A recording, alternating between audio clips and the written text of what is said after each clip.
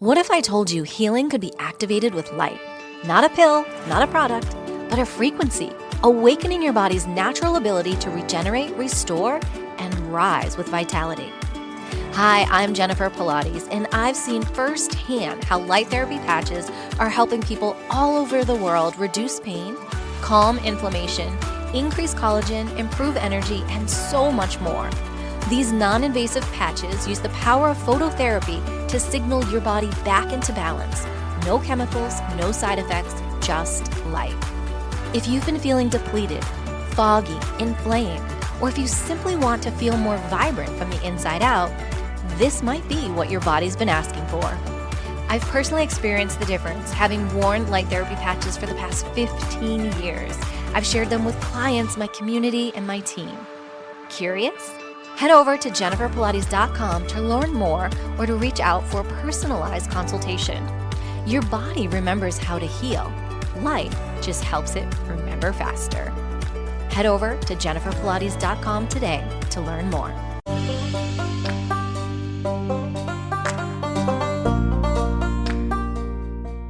Welcome to Empowered Within, a soul-quenching, transformational podcast that will set your soul on fire through candid and inspiring conversations. Leading experts, celebrities, healers, and I share our journeys of how we've overcome challenges to living an empowered life from within. I'm your host, Jennifer Pilates. Welcome to another episode of Empowered Within.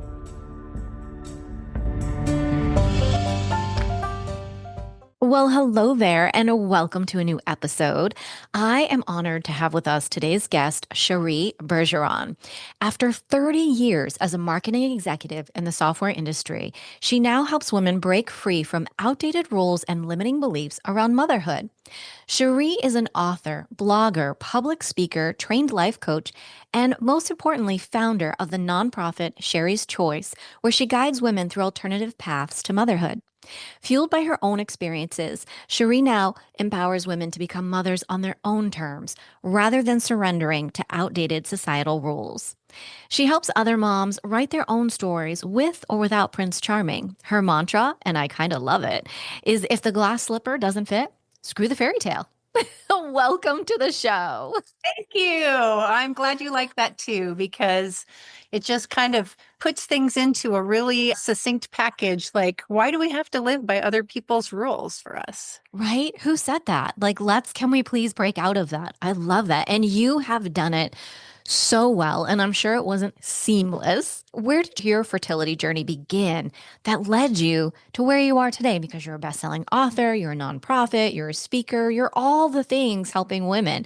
So how did it all start for you? Well, it started with a lot of ignorance, unfortunately. I was kind of clueless about my fertility journey. I bought the fairy tale.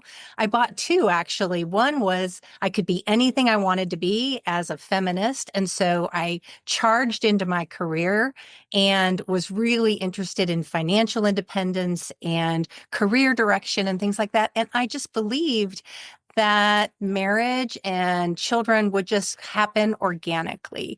And really, as we become very accomplished career women, that becomes even more challenging because there's this conflict. And I think men have a conflict too. Does this woman need me? Is she going to step back and whatever? And so those kinds of things delayed my journey and delayed. I had some false starts of relationships. I don't know if any of your listeners will have ever had that. I had a marriage that didn't work out, and then you're starting over and things like that. And so really my fertility was an afterthought. And that's when the big issues began. So when you say it was an afterthought, do you mean you're thinking like, well, I'm going to do the work, I'm going to do the job, and when I get married, I'm just going to have a baby when I'm ready? Absolutely. I thought, Matter. Yeah, doesn't matter anything. It's just going to happen. it wasn't going to require effort. I was prepared as I got older that I might need some help from medical science. And I thought, wow, you see in the magazines, celebrities having babies in their 40s, even in their 50s. And I had this idea that modern medicine would have my back. And I ignored some very important realities of biology and sort of getting back to Mother Nature. Mother Nature doesn't follow all of this medical science stuff. There is a timeline for a woman's reproductive probabilities. And I really wasn't prepared for that at all. So when I was in the fertility doctor's office at the age of 40, I got hit with some very hard truths about, were my eggs going to be viable? And would I be able to have a child naturally? And so that's really what's fueling a lot of my passion to come out and talk to women earlier before they become victims of their biological clocks. Fascinating. So when you started this process, were you married then or were you single at that time? I was married at that time. I had kind of force fit the fairy tale in my 30s, around 36. I thought, well, I need to get going on this if I'm really serious about motherhood. So I picked Prince Convenient, honestly, not as much Prince Charming, but somebody who looked pretty good on paper and seemed to check the right boxes. But the fundamentals and love and compatibility really weren't that strong. And so in my 37, no babies, 38, no babies, 39, no babies. Then you find yourself at the fertility clinic at 40 and understand what the true picture is. So that's really challenging. Yeah. So when did you decide, because you did it by choice, to become a single mother? Yes. Well, that relationship was really problematic. And what I started to learn through this journey, infertility journeys are difficult for many couples. But if it's not grounded in love and compatibility, then it's often fatal. So we weren't doing well to begin with, but I was like, look, this was the progression, the linear progression I had to have to be qualified to become a mother. So you're coming along for the ride, buddy, and then it was like, he started to make some decisions that showed me that we weren't aligned in terms of parenthood. And one of the things that happened to us is we did have child loss. And that is the hardest thing, I think, for couples to deal with. And I think men and women handle it very differently. I felt very abandoned in that process.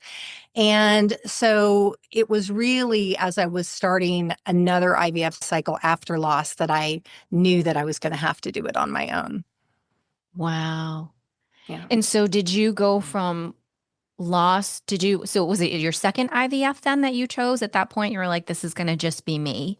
Well, there were multiple IVF cycles. I mean, often it takes 3 or more IVF cycles for people to get pregnant. So I can't say that it was my second or anything like that. It was multiple attempts. But after that loss, I was determined that I wanted to have a child and I was going to push forward and kind of push through the grief, which I wouldn't always recommend, but I was going to push through the grief.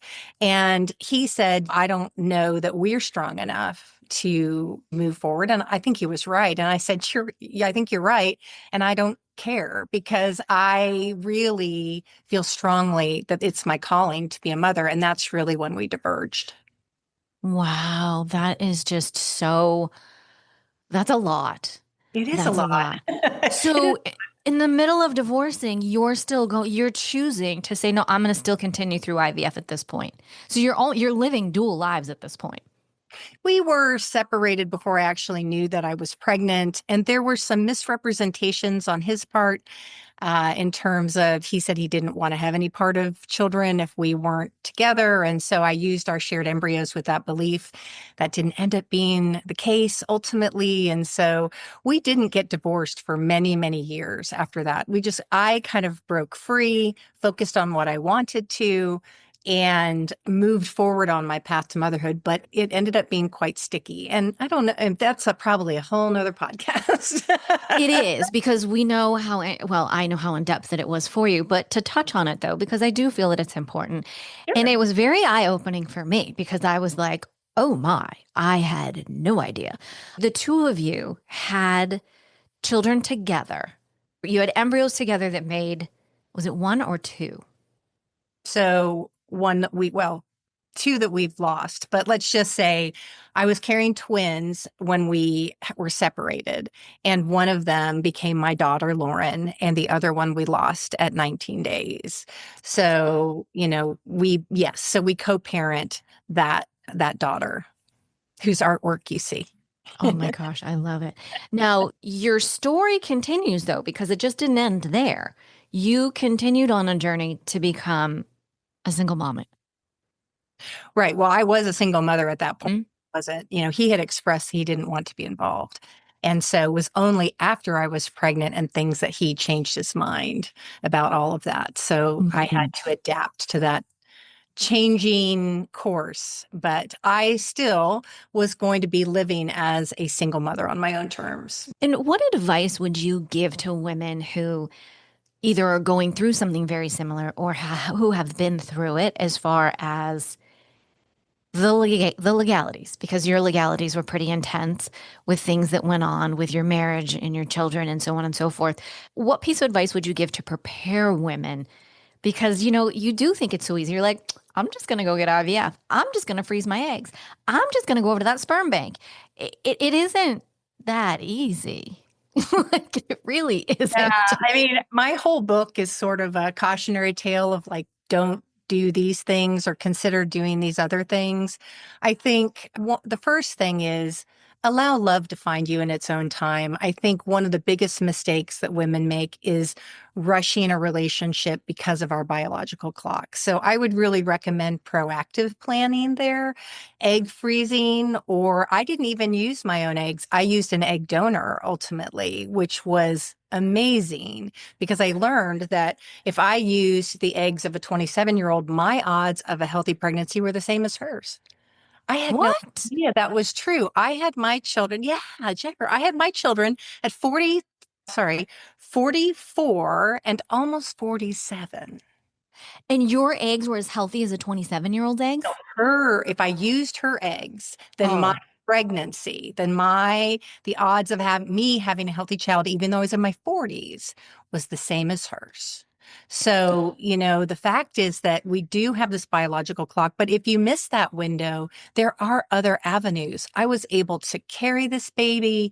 I was able to select a donor. I was able to be there for the entire experience and be this child's mother wonderfully. And so, I think women, we get tied into these fairy tales that limit us. I have to have this great marriage to then be entitled to motherhood.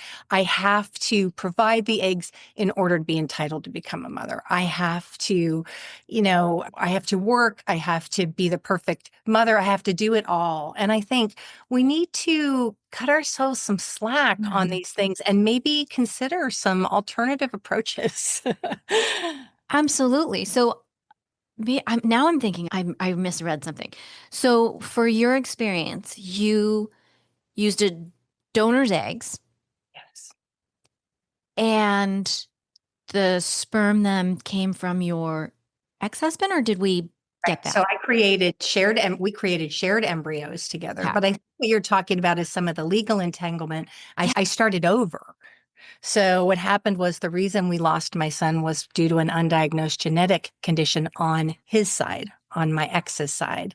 So I ended up having to start all over. So see, this is what happens when people try to force fit something. Mm. And there's a lot that I have to say about in my book about make sure that you get the man tested before IVF and things like that, because I think there were some misjudgments on the fertility clinic's part. But yeah, so in reality, I used two different egg donors.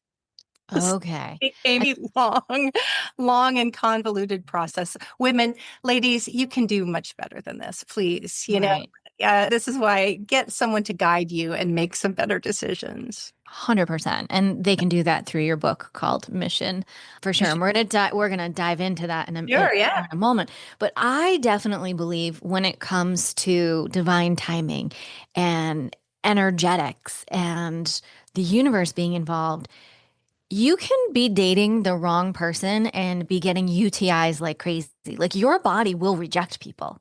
And I do believe that until you're with the right person, it's just it may not happen because your body in and of itself knows like not no, you're not swimming up my lake. I swear the body is well aware of this. Well, I agree with that. And because he had this undiagnosed genetic condition, we may have been experiencing those issues, and my body was like naturally, getting rid of that, not Mm. making that a solid pregnancy. And it was only through medical intervention that we actually learned this truth.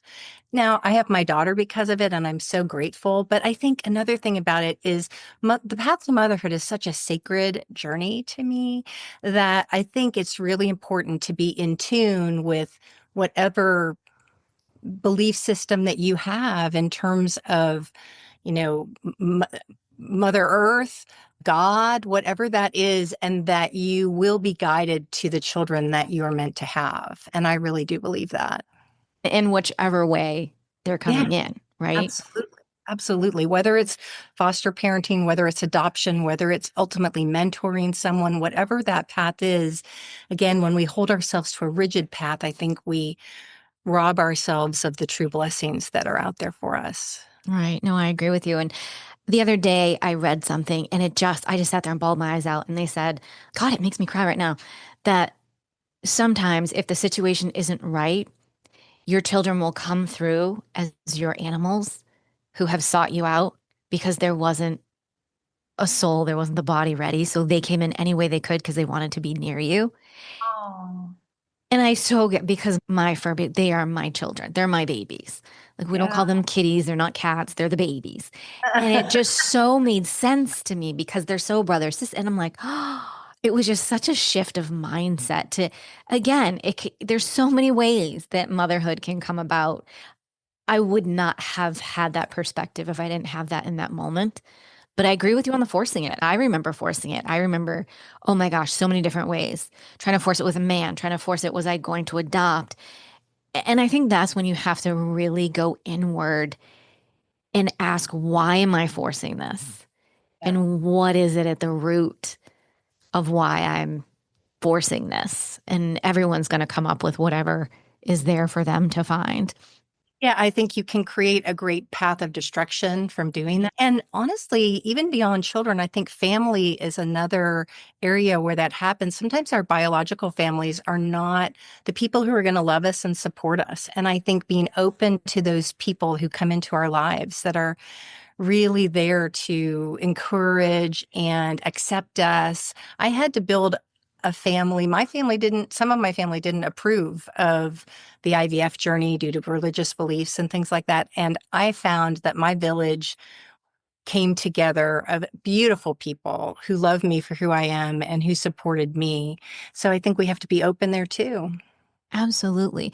Because, again, you have faced everything from IVF to child loss to the legalities that we've mentioned. In those heavier, darker moments, what inner practices, beliefs, and supports really helped you to keep going, to remember that, no, this is my path and this is what's in my heart? Because I'm sure there are plenty of moments where you could have just went, forget it. I think I have one of those really stubborn personalities, honestly. I had a very deep conviction, for one, and I just kept seeing this little girl. I kept seeing this curly haired, light brown haired girl. And I think it was just in my mind's eye. And now I'm going to tear up. It was so firm in my mind that I could see that. But really, my wrestle was a spiritual one because I felt so much shame that, did the universe not want me to have a child? Did the universe not feel I was deserving to have a child? I had arguments with God. And I think, getting more centered and feeling my worth. I did seek the help of some counselors, some therapists to help me too, to get through some of the pain and realize ultimately that I wasn't the one that was broken. It was, for me, this fairy tale story was what was broken. And I needed to pursue a different path in order to have my happiness. And so I think releasing that Mhm. was one of the big things for me. That's a huge thing. So now let's get to your book mission. Motherhood is all about writing a new kind of fairy tale. So, what does rewriting the story of Happily Ever After, what does that mean to you? And through that, what freedom do you hope to bring that other women can find when they release whatever scripts, whatever programs they've been told about motherhood and family and how it comes and how it should be? Yeah. When we're caught into one restrictive path. Let's just put it this way. Fairy tales aren't one size fits all. We're all different. We have different journeys. We have different priorities. I think understanding what your priorities are, what are your non-negotiables, and then being open to what your unique fairy tale is going to be. I think it's super important to say, if I want to do this with a partner, it's got to be the right partner. Because if you don't do that, not only does it damage you, but it damages those future children. About how much divorce we have and how painful those things are. And so I really feel that a lot of women think that if they can't make this very specific fairy tale fit, that it's failure. And what I want to tell them is it's freedom. It's freedom for you because you're able to navigate your path to motherhood in a way that feels right to you and ultimately get the children that you were meant to have. And so I think that relieves a lot of stress and pressure because as good as I was at my career, I felt powerless when it came to a family. And I want women to be able to reclaim their power and understand that there are many paths to motherhood and you just have to figure out which one is right for you. So let's try to navigate that. I think that's beautiful because there are some, we didn't even mention surrogacy. Oh, yeah. There's a ton of opportunities out there. And Lord knows in this world, there are plenty of children who would love to have a mom today, who don't have a mom today. Yes, who need a good, loving, stable mother. Adoption is a wonderful path. Foster parenting. It didn't work out for me, but I actually inspired some people they did create wonderful families that way. And so there are also children that are on this earth that desperately need someone. And so I really do think it is a matter of tapping into whatever that energy force is for you. That is because I think the one common denominator for motherhood is love. And if you lead from love, then I think your children will find you. Absolutely. It's that magnetic pull and the divine timing. And I truly believe whatever is meant for you, it can't pass you by. Yeah. It doesn't, not in this lifetime. It doesn't. Wow. In throughout all of your personal challenges, oh my goodness, you birth not only children, bless your heart, but also your nonprofit, Cherie's Choice.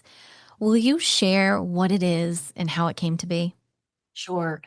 So when I was in the middle of my legal battle and I'd been through so much, Jennifer, you can just imagine, I was like, why is this happening to me? And it was this moment of despair, but then I had this moment of total surrender. And what I heard was, you're going through this so you can help other women achieve their dreams of motherhood. And it was like, that's it. That's what I'm here to do, to share this experience. And so Cherie's Choice began through that. So providing that early education, providing counseling, providing community support so that women, because fertility education is not taught in schools. We don't provide roadmaps for meaningful family planning other than, hey, you better not get pregnant. You better not have an unplanned pregnancy. So women are told this, and it's like, well, now, sister, flip the switch. But now you're supposed to get pregnant. So women need education on this topic. And so that's really the passion behind Cherie's Choice. So we're going to start offering workshops, and we have a lot of resources on the site and one-on-one consultation and things like that because women need guides and they need people to help them create a blueprint that makes sense for them. And I love sharing the idea that there isn't just one way. It's not that we're promoting go be a single mother, but if that's the option and being a mom is in your heart, then you have to know that whatever is in your heart is meant for you and it was placed there for a reason. And it's going to come through and find you. You get to co-create it though along the way. Right. And so many women also think that becoming a single mother means you're going to be single forever. And that's not true either. So it's just allowing allowing the love to flow through you in the right time. So if I go ahead and I have a child, then I'm complete. And then if I find someone who is the right person for me, now I'm not trying to evaluate that relationship based on could I have children with this person or things like that. You're free to be able to love that person and not force something. And so it really is just about being open to the possibilities when they come to us. Which is so amazing. And when you think about it, With everything that's discussed in this day and time, which Lord knows is way more than we were young and children, how has this not been at the forefront? Now, granted, in the world of celebrities, yes, depending on what you're seeing, the surrogacy, the this, the that. But if you're not out there and you're not reading that or you're not seeing that, you don't know about that. You don't know about maybe freezing your eggs or surrogacy for, I didn't really, I don't know. I just haven't really thought about surrogacy for eggs before till you mentioned it.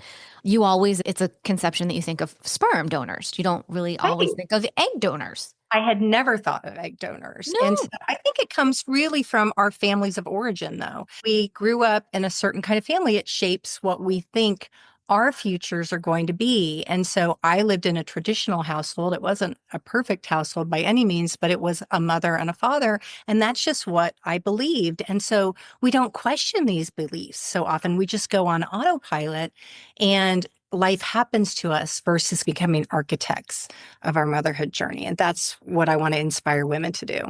Which I think you have done so amazingly throughout everything that you've been through and through your book. If you could leave women with one vision of what motherhood could look like in this new era, beyond stigmas, beyond all the outdated Prince Charming and the glass slipper, what is the fairy tale that you'd like to invite them to dream into and claim for themselves? That's a great question. I think the origin of motherhood is love. And so start with that love of yourself. Love yourself enough to find the right path and not live by somebody else's fairy tale. So, what I want to say to you is if motherhood is in your heart, I believe you can make that happen. And I think that is possible for you. And I would like to release you from all of those restrictive beliefs that are holding you down and making you feel stressed and making you feel helpless. And I want to empower you today and say, you are worthy to become a mother, and it is possible for you. That's beautiful. Thank you for that. I love that. You're filled with so much amazing information. As we are wrapping up, because gosh, I just feel like we could talk forever. What is one thing that perhaps no one knows about you? Oh gosh, Oh, because I spill so much tea I in the book. know I you don't do. know if there's anything that I know. But you maybe know. there's a little something. Maybe it's not, it doesn't have to be maybe the artist behind you. It could be anything.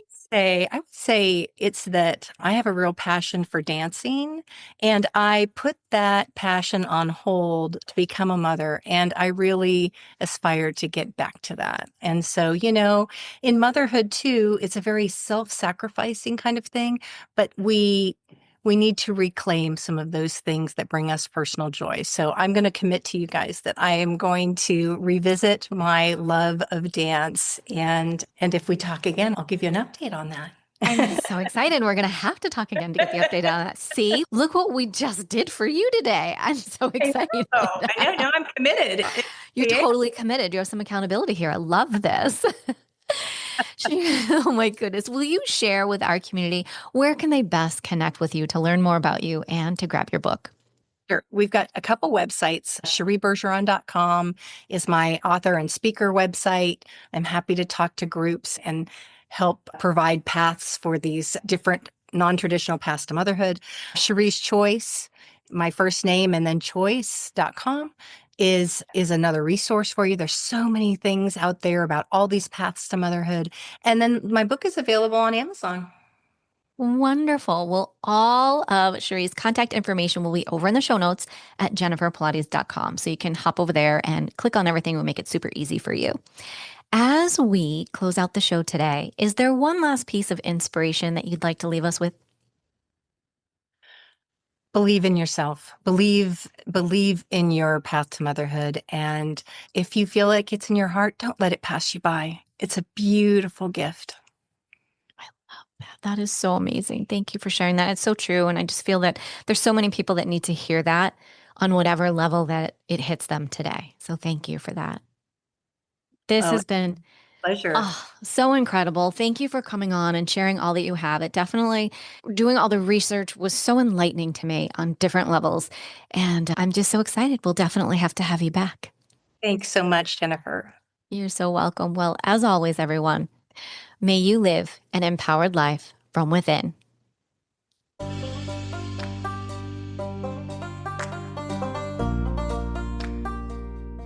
Thank you so much for tuning in to another episode. Please remember to rate, review, and subscribe to Empowered Within with Jennifer Pilates.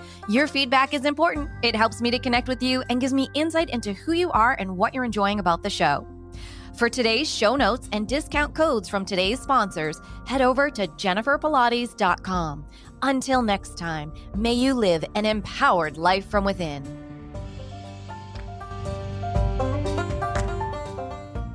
You've been feeling it, haven't you? That quiet ache, the heaviness, the knowing that something needs to shift, but you're not sure how? You don't need to figure it all out. You just need a space to release, realign, and remember who you are. I'm Jennifer Pilates, and I invite you to join me for Reiki Moon Magic Distant Healing, a sacred healing experience that goes far beyond Reiki. This is a transformational energy work that cleanses the emotional clutter, clears energetic blocks, and realigns your entire being, body, mind, and spirit. Held under the sacred light of the moon, you'll enter a deeply nourishing frequency where healing happens on every level. If you've been carrying too much, if you've been waiting for a sign, this is it. Your healing, your release, your return to light. Reserve your space for the next Reiki Moon Magic Distant Healing at jenniferpilates.com. Come as you are, leave transformed and empowered, body, mind, and spirit.